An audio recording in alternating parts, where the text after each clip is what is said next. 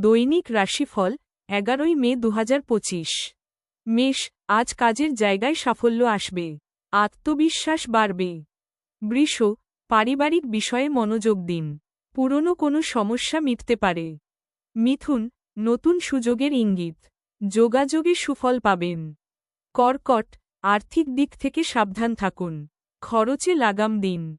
সিংহ, নেতৃত্বের সুযোগ আসবে। ভালো সিদ্ধান্ত নিতে পারবেন।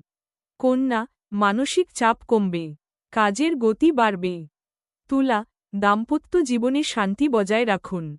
কারো কথায় বেশি প্রভাবিত হবেন না।